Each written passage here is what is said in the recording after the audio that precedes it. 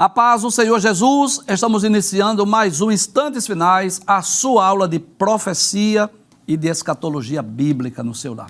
Eu quero mais uma vez agradecer por sua audiência, a você que acompanha a nossa programação pela TV ou pela internet. Eu quero agradecer também a você que tem enviado a sua mensagem para nós. Obrigado por suas orações, por sua audiência, por suas mensagens, tanto aquelas mensagens de elogios, mas também as críticas, opiniões, sugestões. E caso você queira enviar uma mensagem para nós, uma mensagem, uma dúvida, uma pergunta, anote aí o número do WhatsApp, que é o 994661010. Que Deus te abençoe, que as bênçãos do Senhor Jesus continuem sendo derramadas sobre a sua vida, sobre a sua família. Seja muito bem-vindo aos Instantes Finais.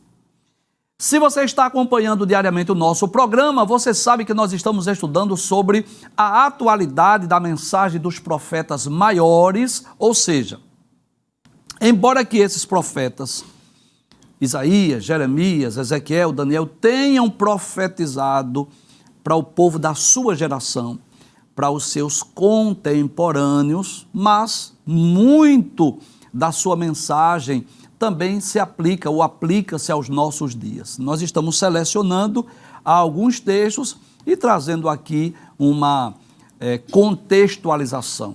Como esse texto pode aplicar-se à nossa geração.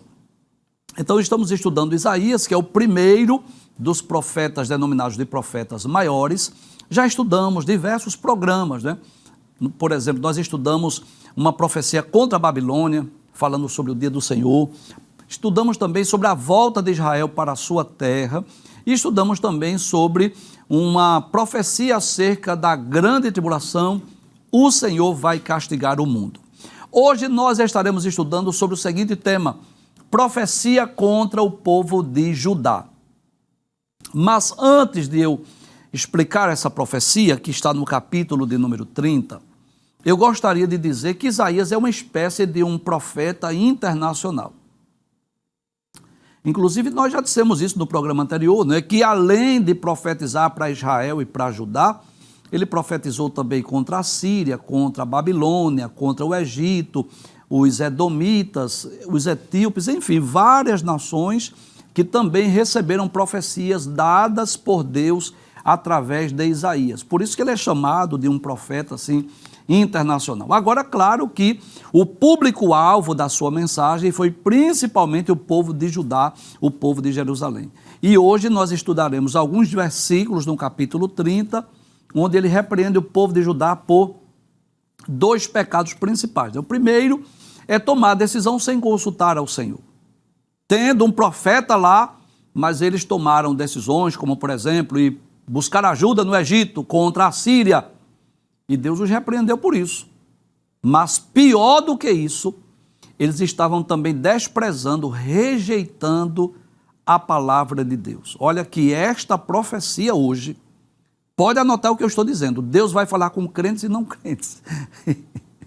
Deus vai falar com o seu povo e com aqueles que também não são o seu povo. Se você puder, fique conosco até o final do programa.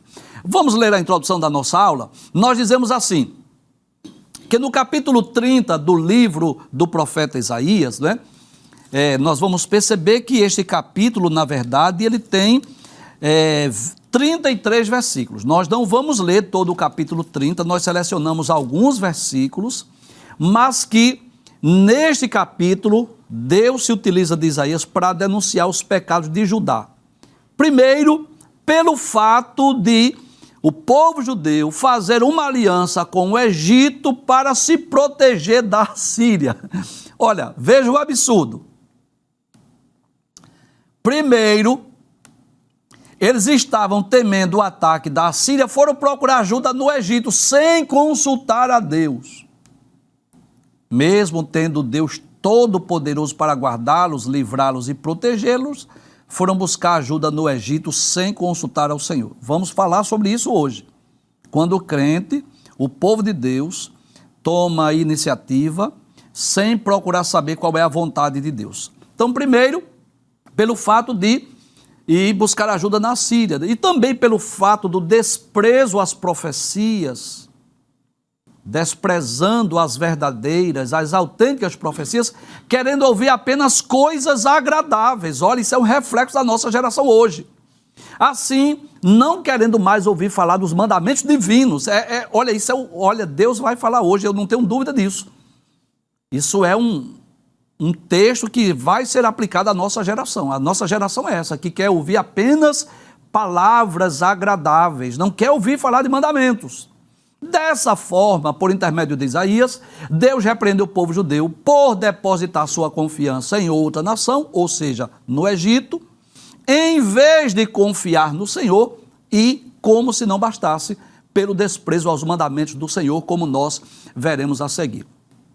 Eu sempre digo isso aos meus alunos e aos nossos queridos telespectadores: se você puder, faça da sua sala uma sala de aula. Esteja com a sua Bíblia, com o seu caderno de anotações, com a sua caneta e estudemos então capítulo 30. Nós vamos ler dos versículos 1 até o versículo 5 e depois do versículo 8 até o versículo de número 11 para resumir o que diz essa profecia para o povo de Judá.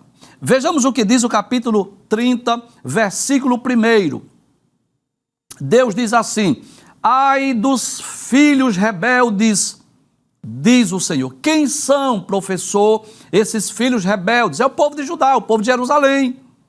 Um povo que tinha a palavra de Deus, as escrituras, que tinha profetas, que tinha reis levantados por Deus, mas estavam pecando contra o Senhor. E qual era o pecado deste povo? Isaías continua dizendo que executam planos que não procedem de mim e fazem aliança sem consultar o meu espírito, para acrescentarem pecado sobre pecado. Então, só nesse texto aí,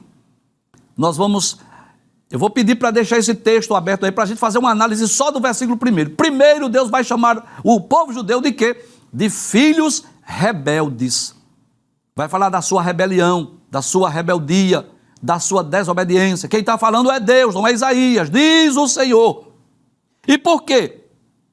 Executam planos que não procedem de mim e fazem aliança sem consultar o meu espírito, para acrescentarem pecado sobre pecado. Então observe que eles estavam executando planos que não procediam de Deus. Traz a tela. Essa é uma lição para nós.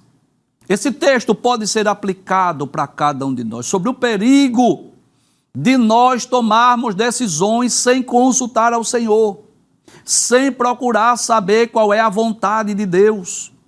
Tem pessoas assim, que mesmo sendo crentes, mesmo sendo servos de Deus, tomam decisões, e fazem da sua vida o que querem, não oram, não buscam saber a vontade de Deus, não procura saber se aquele plano, se aquele projeto é um projeto de Deus, se Deus está no negócio, não é assim? Aí depois quebra a cara. Aí depois vai dizer assim: eu estou na prova. A pergunta é: será que você está na prova mesmo? Ou você está colhendo fruto daquilo que você plantou? Porque são duas coisas diferentes, né? Existe a aprovação, ninguém tem dúvida disso, que Deus muitas vezes prova o crente, mas existe também as consequências das nossas más escolhas. E o que era que Deus estava dizendo através de Isaías? Olha, vocês têm um profeta aí, vocês deveriam me consultar, vocês deveriam primeiro saber se eu estou nesse negócio, se é a minha vontade. Ora, se está havendo um perigo de uma invasão estrangeira, se está havendo o perigo da Assíria se assenhorar de Judá, de Jerusalém, invadir as terras de Judá, vamos consultar o profeta, vamos saber de Isaías o que ele diz. Mas o que foi que eles fizeram? Foram buscar ajuda lá no Egito. Foram lá no Egito, buscando o quê? Proteção, segurança em outra nação, em vez de recorrerem a Deus. Então, é um perigo quando o crente age por conta própria, não ora, não busca saber a vontade de Deus, né? Toma decisões precipitadas. A Bíblia está repleta de exemplos de pessoas que agiram precipitadamente. Quer que eu cite alguns? Pronto, eu vou citar. Adão e Eva.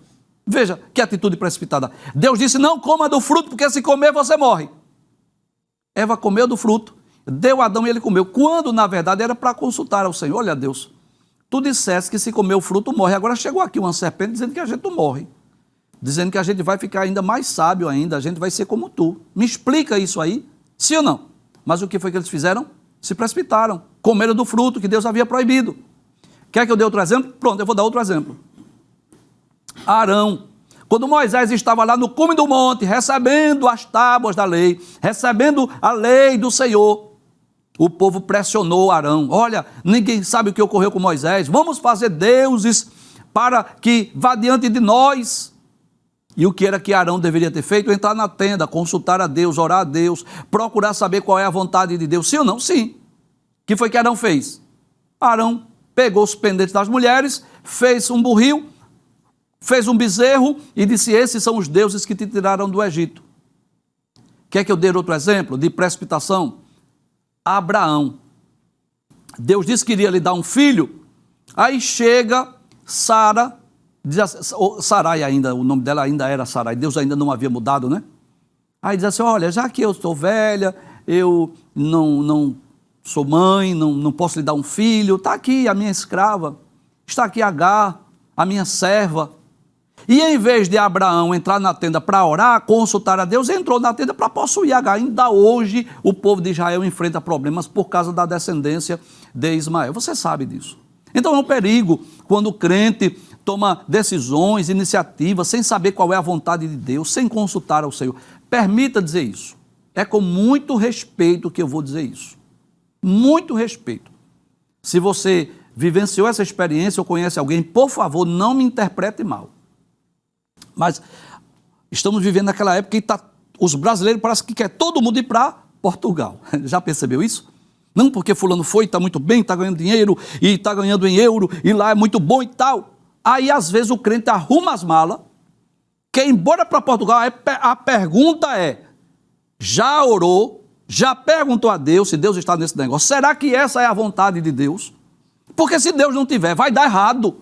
Se não for essa vontade de Deus, você vai quebrar a cara, vai dar errado. Então desmanche as malas, vá primeiro orar. Isso não é uma decisão que se toma assim na euforia, tem que ser através de oração. Eu carrego uma frase comigo, que quem não ora antes, com certeza vai ter que orar depois. Então, mesmo tendo lá um profeta de Deus, o povo de Judá, com a ameaça da Assíria invadir Jerusalém, foram buscar ajuda no Egito sem consultar ao Senhor. Deixa eu ler mais uma vez esse versículo. É por isso que Deus chama ele de rebelde, filhos rebeldes, que executam planos que não procedem de mim. Qual era esse plano? Vamos buscar ajuda no Egito. Esse plano não era de Deus. Fazem aliança sem consultar o meu espírito. Então o Espírito do Senhor deseja que a gente consulte, ore, pergunte: Senhor, é a tua vontade? Eu devo ir? Eu devo fazer este plano? E com isso estavam acrescentando pecado sobre pecado. Baseado nisso, eu gostaria de ler 2 versículos. Primeiro livro dos Reis, capítulo 22, versículo 7, que é um texto onde o rei Josafá, que fez uma aliança com Acabe, e eles queriam ir a uma guerra. E Josafá pergunta assim: não tem nenhum profeta do Senhor não que nós possamos consultar? Veja, primeiro livro dos Reis, capítulo 22, versículo de número 7, diz assim: disse, porém, Josafá: não há aqui ainda algum profeta do Senhor ao qual possamos consultar? Veja a prudência. Vamos consultar o profeta. Vamos saber o que é que o profeta diz. Ainda no segundo livro dos Reis, capítulo 3, versículo 11, diz assim: e disse Josafá: não há aqui algum profeta do Senhor para que consultemos ao Senhor por ele? Veja a prudência de Josafá. Vamos consultar ao Senhor, vamos saber. É claro que é um outro contexto, né? Só para nós entendermos aqui que Josafá, ele buscou ao Senhor. É outro período, outro contexto, não é o mesmo de Isaías. É só para a gente entender essa importância de consultar ao Senhor, porque Deus repreende o povo por causa disso. Veja o que diz o texto, versículo 1 ainda, que eles executam planos que não procedem de mim e fazem aliança sem consultar o meu espírito. E Deus estava repreendendo. Que plano foi esse, professor? Que plano foi esse, Isaías? Ele diz no versículo 2, veja o que ele vai dizer. Eles descem ao Egito sem me consultar, sem perguntar assim, Senhor, posso ir do Egito? Posso falar com o faraó lá do Egito?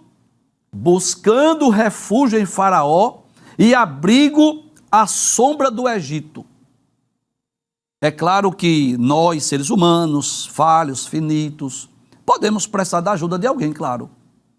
Mas o segredo é perguntar ao Senhor, é consultar ao Senhor. Isso está no segundo livro dos Reis, capítulo de número 18 e o versículo de número 21. Veja o que diz, quando a Síria, ameaça, Senaqueribe está ameaçando invadir Judá, capítulo de número 18, versículo 21 diz assim, eis que agora tu confias naquele bordão de cana quebrada no Egito, falando do povo judeu, estava confiando em quem? No Egito, no qual se alguém se encostar, entrar-lhe-á pela mão e lhe furará. Aquilo é uma cana quebrada, um bordão de cana quebrada. Aquilo não vai, em outras palavras, ele estava dizendo aqui, são palavras de Rabsaqué, que foi enviado por Senaqueribe, está dizendo assim, qualquer que se encostar nele vai furar as mãos. Aquilo não garante proteção nem segurança para ninguém. Assim é Faraó, rei do Egito, para com todos os que lhe confiam. E também eu posso ver lá no capítulo 31 e versículo 1 do livro de Isaías. Se você estiver com a sua Bíblia, você confere. Ai dos que descem ao Egito, olha aí, em busca de socorro, e se estribam em cavalos. Eles confiam em carros de guerra, porque são muitos, e em cavaleiros, porque são fortes, mas não olham para o Santo de Israel, nem buscam o Senhor. Ou seja, em vez de recorrer a Deus, buscar a Deus, procurar saber qual é a vontade de Deus, estavam indo em busca do Egito. Veja o que diz o versículo de número 3.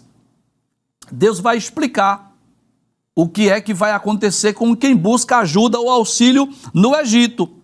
Vai ser uma vergonha. Veja o que diz, capítulo 30, versículo 3 de Isaías. Diz assim, mas o refúgio de Faraó se transformará em vergonha para vocês.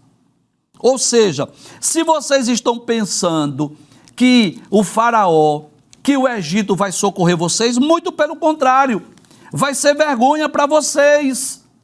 E o abrigo na sombra do Egito vai resultar em humilhação. Há um outro texto, ainda no livro de Isaías, que fala sobre isso, que fala sobre essa vergonha, sobre essa humilhação. Deus estava dizendo, olha, já que vocês não me consultaram, já que vocês não confiaram em mim, eu vou fazer com que isso seja uma vergonha para vocês. Por exemplo, Isaías capítulo 20, versículos 4 a 6, diz assim, assim o rei da Síria levará os presos do Egito e os exilados da Etiópia.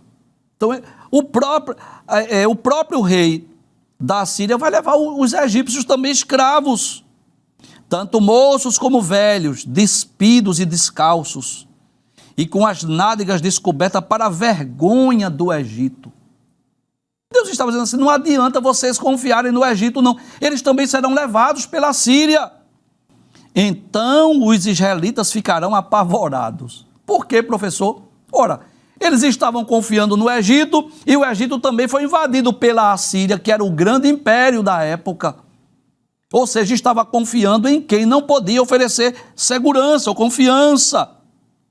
Os israelitas ficarão apavorados e envergonhados por causa dos etíopes, sua esperança, e dos egípcios, sua glória. Então veja que Deus deixa bem claro, no versículo 6 diz, os moradores dessa região dirão naquele dia, veja o que aconteceu com aqueles em quem esperávamos e a quem recorremos para nos livrar do rei da Síria. E agora como nós vamos escapar? Glória a Deus, né? Que coisa interessante. Sabe o que Deus está ensinando para nós? Por pior que seja a situação, por mais difícil que seja, por maiores que sejam as ameaças, nossa confiança deve estar em Deus. E é claro que Deus pode ser utilizado de pessoas ou nações para nos ajudar, eu não tenho dúvida disso. O que Deus está nos ensinando é que nós devemos recorrer a Ele. Você lembra do Salmo 121? Quando o salmista diz, eleva os meus olhos para os montes, de onde me virá o socorro? Aí ele responde, o meu socorro vem do Senhor, que fez o céu e a terra. Você lembra do que diz Jeremias capítulo 33, versículo 3? Clama a mim e responder-te-ei, e anunciar-te-ei coisas grandes e firmes que tu não sabes. Então o que Deus quer de nós é que a nossa atitude seja de confiança no Senhor. Os dias são maus, são difíceis. Eu estou falando para pessoas que estão passando por crises financeiras, crises econômicas, pessoas que estão desempregadas, pessoas que estão aflitas, perguntando como é que vai pagar o aluguel, como é que vai pagar a conta de água, de energia, como é que vai fazer a feira para o próximo mês. Estão aflitas, preocupadas com as ameaças, com a crise nacional, com a crise política. Mas isso não é hora para desespero, não. Nós precisamos entender que nós temos um Deus, nós temos um dono, nós temos um Pai que cuida de nós. Não foi Jesus quem disse? Por que você está preocupado com o que vai comer? Olhe para as aves do céu, olhe para os lírios. Então Deus não quer de nós aquela atitude de desespero, de ansiedade. Não, Deus quer que nós confiemos nele. Porque ele vai cuidar de nós, ele vai prover, ele vai suprir, ele vai nos socorrer. Então é preciso ter muito cuidado, muita cautela. Porque é um momento em que tem muita gente vendendo tudo, comprando passagem, saindo do país. Aí eu pergunto, você já orou? Você já perguntou se Deus está nesse negócio? Você já perguntou se esta é a vontade de Deus? Então não adianta nós sairmos do nosso habitat natural, permita-me usar essa expressão, do nosso bairro, da nossa cidade, mesmo que nós vejamos expectativas. Talvez alguém ofereceu moradia, talvez alguém ofereceu até emprego, mas a pergunta principal não é onde você vai morar, nem onde você vai trabalhar. A pergunta mais importante é essa: você já orou? Você já perguntou a Deus? Deus já disse que está no negócio. Se Deus disse que está no negócio, então arrume as malas e vá, que vai dar tudo certo.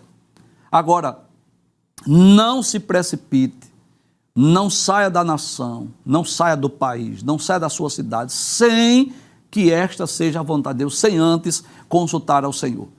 Passa o texto, por favor. Aí Deus está dizendo assim, olha, vocês vão ficar envergonhados, vocês estão confiando em quem? No Egito? Vocês vão ficar envergonhados.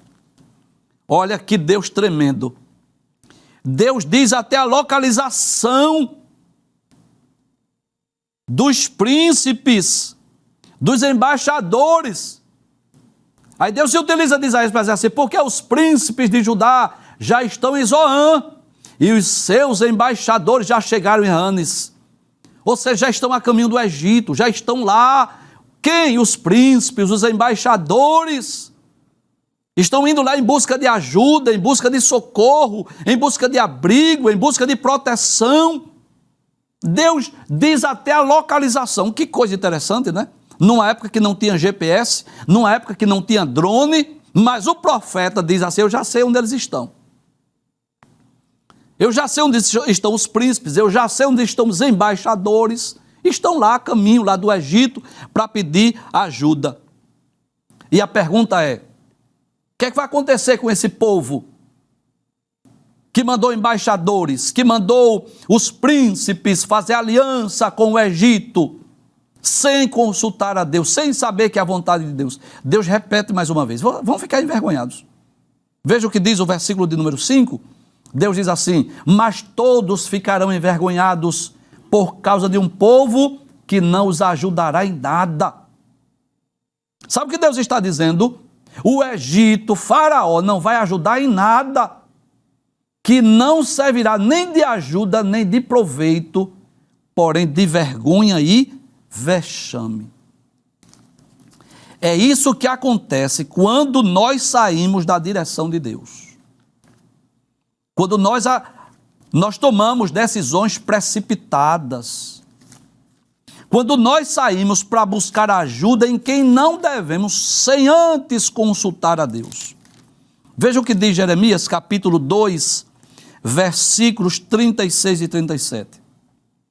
Por que te desvia tanto, mudando o teu caminho? Também do Egito serás envergonhada, como foste envergonhada da Síria. Deus diz, e de Jeremias, vão ser envergonhados. Também daqueles sairás com as mãos sobre a tua cabeça, porque o Senhor rejeitou as tuas confianças e não prosperarás com elas. Por que Deus rejeitou a confiança? Porque deixaram de confiar no Deus Todo-Poderoso para confiar no Egito, para depositar a sua confiança lá no Egito. E isso me faz lembrar o que diz o Salmo. Eu quero ler 2 textos aqui, falando da necessidade de nós confiarmos em Deus. Salmo 40, versos 4 e 5 diz assim: bem-aventurado o homem que põe no Senhor a sua confiança. Então a nossa confiança não deve estar em outro país, em outro governante, mas em Deus. Bem-aventurado, feliz é o homem que põe no Senhor a sua confiança. No versículo 5 ele diz, Salmo 40, verso 5, muitas são, Senhor meu Deus, as maravilhas que tem operado para conosco, e os teus pensamentos não se podem contar diante de ti.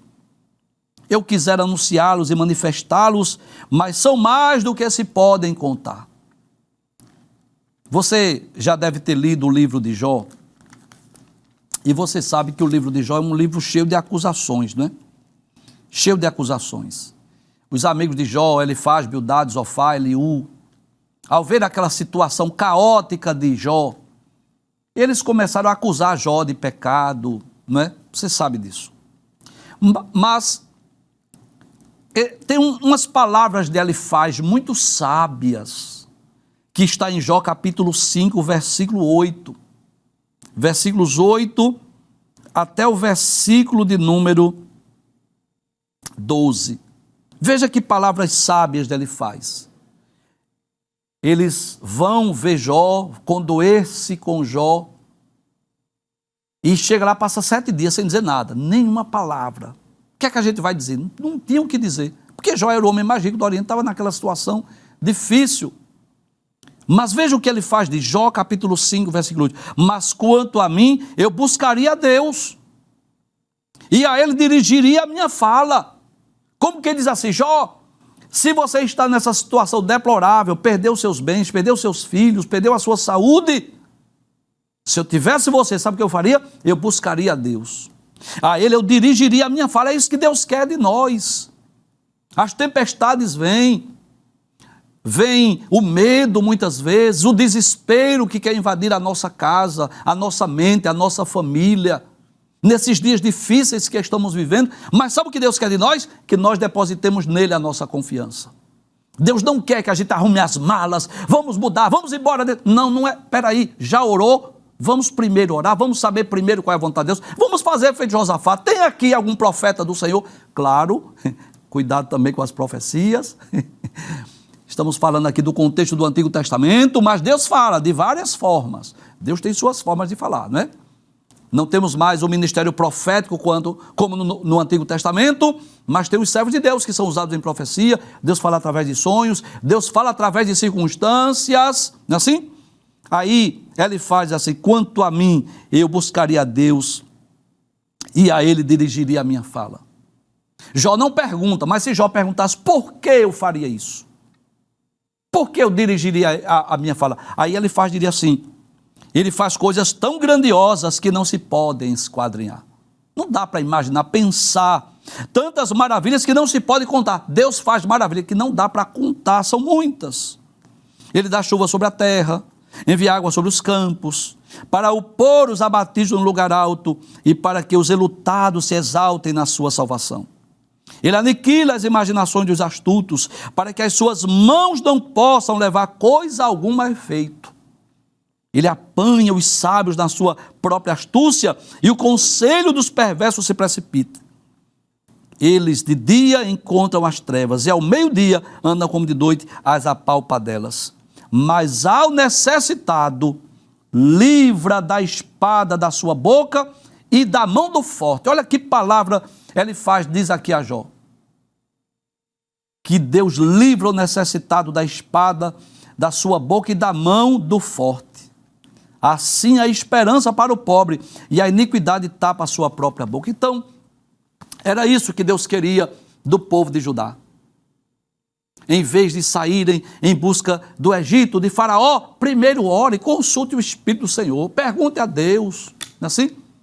Deixe de precipitação, vamos orar a Deus. Mas que coisa interessante, nós dissemos na introdução da nossa aula que não só foi por isso, não só foi, capítulo 30 de Isaías não fala só sobre esse pecado, há um outro pecado que eu vou chamar ainda de mais terrível.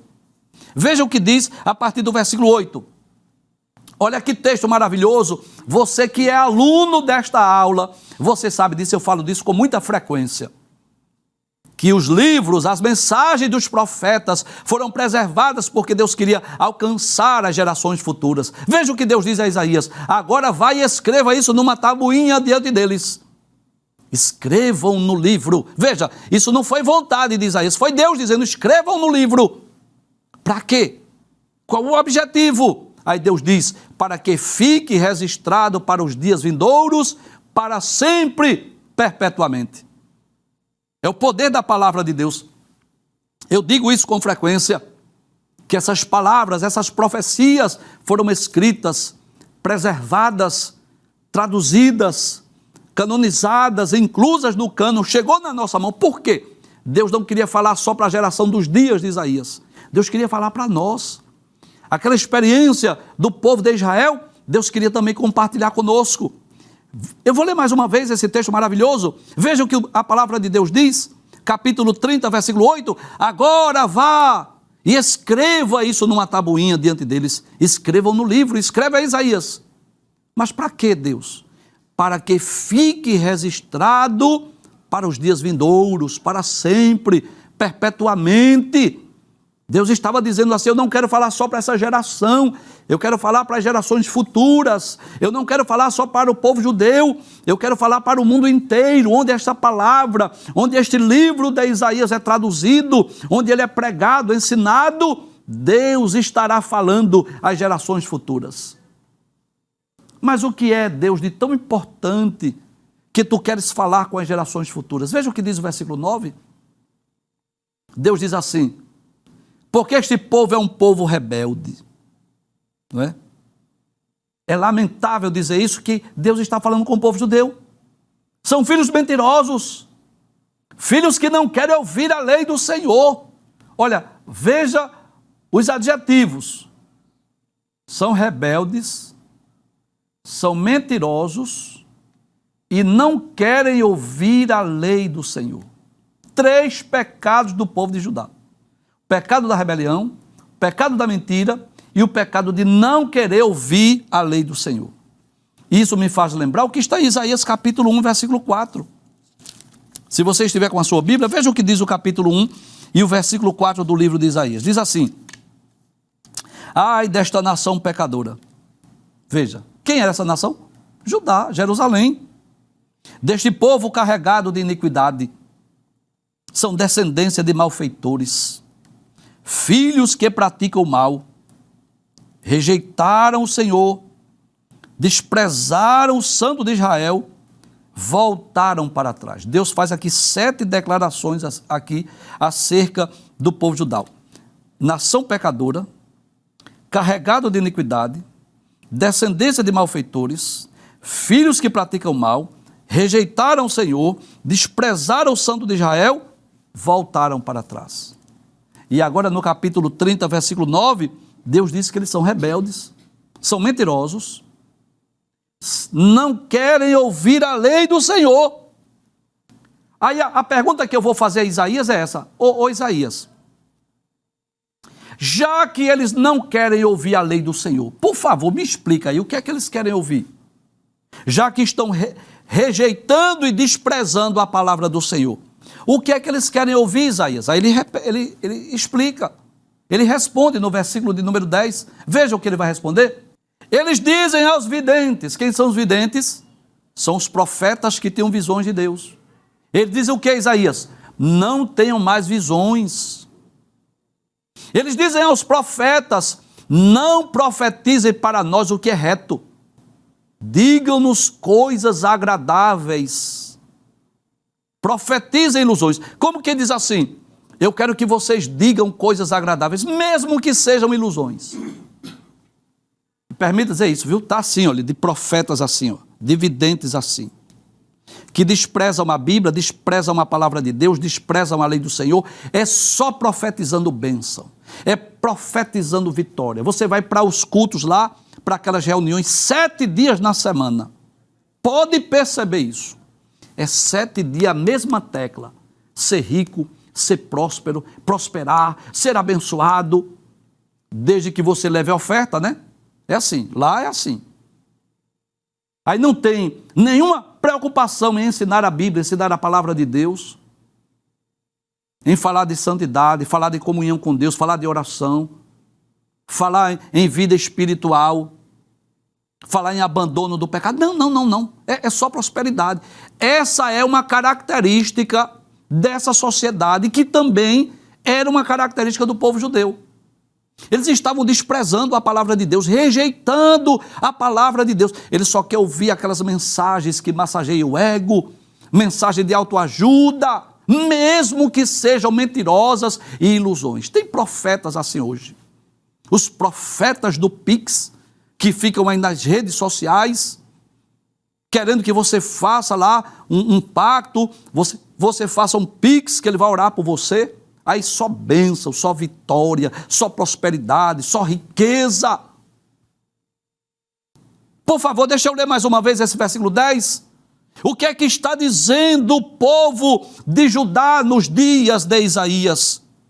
Eles dizem assim aos videntes, aqueles servos de Deus que têm visões, não tenham visões. Como que diz assim? Eu não quero saber das suas visões. Eles dizem aos profetas de Deus, não profetizem para nós o que é reto. Não, a gente não quer ouvir, não. Isso é o reflexo dessa sociedade que não quer ouvir a palavra de Deus. A palavra de Deus é conhecida agora como discurso de ódio. Combater o pecado, anunciar a palavra do Senhor na nossa sociedade agora gerou discurso de ódio. Não é assim? Porque não querem ouvir. E o que é que eles querem ouvir? Os coaches da vida, que só falam em prosperidade, ser bem-sucedido, 3 passos para você ser milionário, 4 passos para você ser bem-sucedido, 5 regras básicas para quem quer alcançar a prosperidade. Aí viraliza lá na rede social e as pessoas ficam encantadas, iludidas. Agora eu pergunto, nessa sociedade corrompida e perversa, eu vou profetizar o quê? Vitória, bênção, prosperidade? Não tem como. Seria incoerência minha falar de prosperidade, de riqueza para essa nação, vendo o que está ocorrendo no Brasil e no mundo hoje. Veja o que diz Jeremias, capítulo 11, versículo 21. Diz assim: portanto, assim diz o Senhor acerca dos homens de Anatote, que procuram a tua morte, dizendo, isso ocorreu também com Jeremias. Sabe o que eles disseram a Jeremias? Não profetizes no nome do Senhor, para que não morras às nossas mãos. Sabe o que foi que disseram a Jeremias? Se você profetizar, você vai morrer. É assim. A gente não quer ouvir suas palavras não, Jeremias. Suas palavras são duras. Você fala de invasão estrangeira, você diz aí que vem Nabucodonosor, você diz que a gente tem que se entregar a ele. Não profetize. Se você profetizar, você vai morrer. Esse é o reflexo dessa sociedade. Não quer ouvir a verdade, não. Não quer ouvir a palavra do Senhor, não. Quer o quê? Ilusões. Mensagem que venha massagear o seu ego. Para concluir, versículo de número 11, que é o último versículo que nós vamos estudar. Desviem-se do caminho, afastem-se da vereda, não nos falem mais a respeito do Santo de Israel. Olha que perigo, que tragédia, quando alguém não quer mais ouvir as palavras do Santo de Israel. Quando alguém não quer mais ouvir as palavras de Deus. Isso me faz lembrar 2 versículos lá de Amós, capítulo 2, versículo 12. Mas vós, aos nazireus, destes vinho a beber, e aos profetas ordenaste, dizendo, não profetizeis. Isso é Amós, condenando o povo de Judá. O povo de Judá também nos dias de Amós dizia assim aos profetas: não profetizeis. Amós capítulo 7, versículos 12 e 13, o profeta Amazias diz assim: depois Amazias disse a Amós, tem muitos Amazias hoje na nossa sociedade. O que foi que Amazias disse a Amós? Vai-te, ó vidente, foge daqui, foge para a terra de Judá e ali come pão e ali profetiza. Vai profetizar lá em Judá, vai profetizar lá em Jerusalém, aqui em Israel não. Mas em Betel, daqui por diante não profetizarás mais, porque é o santuário do rei e a casa do reino. Então, que tragédia para o povo de Judá, para o povo de Jerusalém, que nos dias de Isaías estavam rejeitando, desprezando a palavra do Senhor, não queria mais ouvir as profecias, não queria mais saber das visões dos videntes, mas estava dizendo assim: eu quero ouvir ilusões, mesmo que seja mentira, mas eu quero ouvir, porque isso agrada aos ouvidos, não é assim? Mas que Deus nos guarde, que jamais tenhamos essa atitude, essa palavra aqui de advertência para nós. É uma palavra de repreensão para o povo judeu e de advertência para nós. O que Deus nos ensina hoje são duas verdades. Primeiro, não tome decisão precipitada, não saia da sua terra para buscar ajuda sem antes consultar ao Senhor. E em segundo lugar, não despreze a palavra de Deus. Não despreze as verdades. E essas palavras foram preservadas porque Deus queria falar conosco. Não despreze as verdadeiras, as autênticas profecias. Não sejam iludidos por falsas profecias, por falsas ilusões, nem por falsas esperanças.